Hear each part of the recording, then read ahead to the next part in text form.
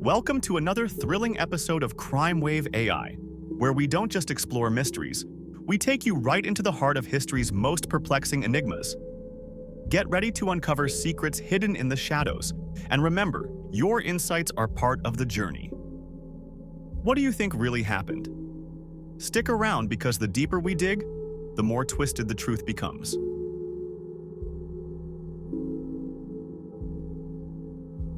Today, we're going to take an in-depth look into one of Europe's most bewildering criminal cases, the story of the Phantom of Heilbronn.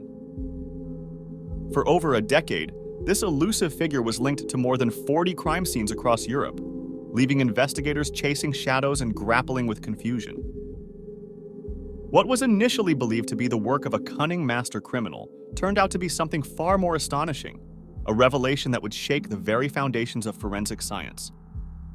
Stay with me as we unravel this intricate tale of mystery, error, and ultimately, unexpected discovery.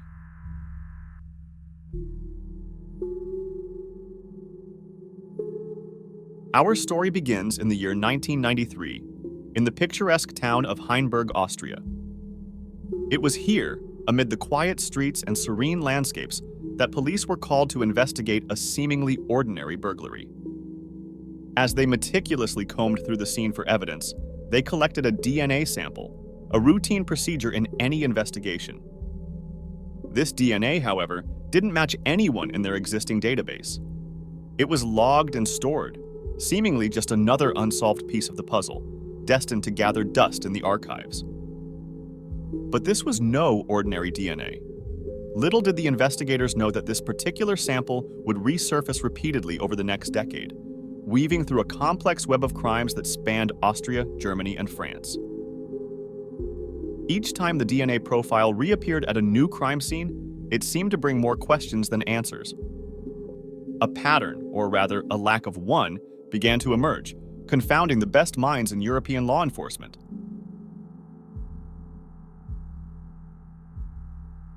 Now imagine this. You're an investigator, working tirelessly to crack a case, only to find yourself staring at the same DNA profile over and over again. No witnesses, no fingerprints, no physical evidence other than that same enigmatic DNA, linking crime after crime. Each time you think you're getting closer to uncovering the truth, you're met with nothing but the same elusive genetic trace. It's like chasing a ghost, one that never leaves any other trace of its existence behind. The crimes attributed to this unknown woman, quickly dubbed the Phantom, were as diverse as they were disturbing. They ranged from petty thefts in small towns to the chilling murder of a police officer in Heilbronn, Germany in 2007. The sheer range and geographical spread of these crimes left investigators puzzled and, frankly, more than a little uneasy. How could one person be involved in such a variety of criminal activities across multiple countries, all without ever being seen? To add to the mounting confusion, the crimes themselves seemed inconsistent. Some were executed with meticulous planning, suggesting a highly skilled and organized perpetrator. Others appeared almost haphazard, like crimes of opportunity, with no clear connection to one another. In one instance, the DNA was found on a heroin syringe discarded in a wooded area, a typical clue in a low-level drug operation. In another, it was discovered on a cup left at the scene of a robbery, as if the perpetrator had casually walked away. The connection between these cases was tenuous at best, but the DNA evidence seemed clear and indisputable, or so it seemed.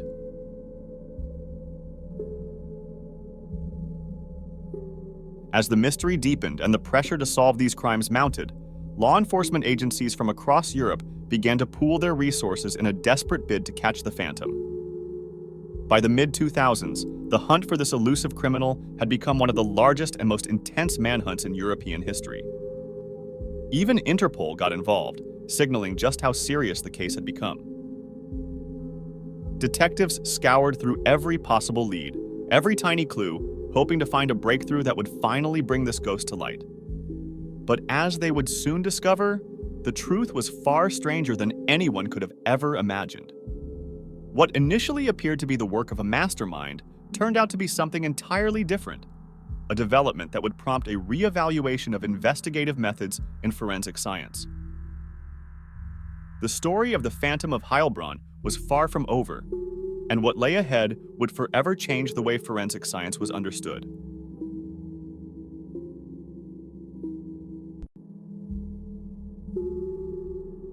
But despite their best efforts, the trail always led back to that same, frustrating dead end. The DNA profile provided no clues about the Phantom's identity, age, or appearance. She seemed to be a ghost, everywhere and nowhere at once. As more crimes were attributed to the Phantom, the theories grew wilder. Some speculated that she was a highly skilled criminal mastermind, perhaps a contract killer or a thief for hire. Others believed she was part of a larger network of criminals, all using the same DNA to throw off investigators.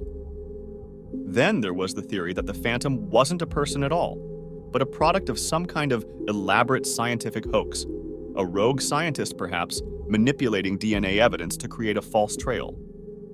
The idea seemed far-fetched, but as time went on and the Phantom remained uncatchable, even the most outlandish theories began to seem plausible. By 2009, the investigation had reached a critical point.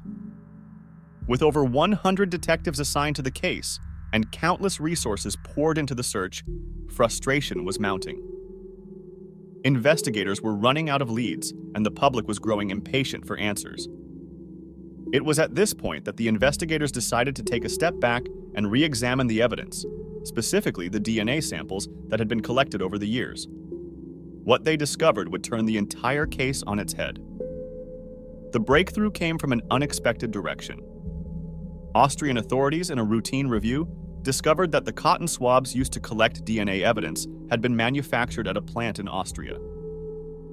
At first, this seemed like a minor detail, until they realized that the DNA on these swabs was traced back to a factory worker who had unknowingly come into contact with the swabs during the manufacturing process.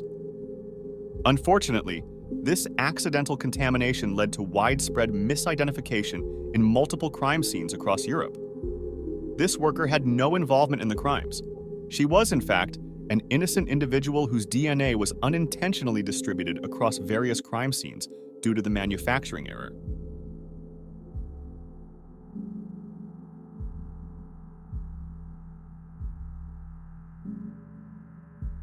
The implications of this discovery were staggering. For years, investigators had been chasing a ghost, an identity that didn't exist. The DNA evidence, which is typically seen as the gold standard in forensic science, had led them astray. What they thought was the work of a single elusive criminal was actually a series of unrelated crimes, each linked only by a contaminated piece of evidence. This revelation forced law enforcement to confront a harsh reality: that even the most advanced tools of modern science are not infallible. The case of the Phantom of Heilbronn highlighted a fundamental flaw in the forensic process, one that could have far-reaching implications for how evidence is collected, stored, and analyzed.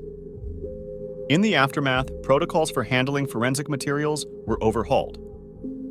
The case led to stricter standards and more rigorous checks to prevent such contamination from happening again.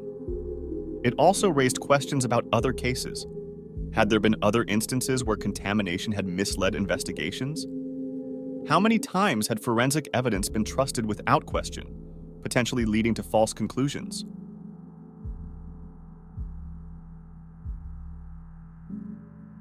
For the investigators who had spent years hunting the Phantom, the discovery was bittersweet.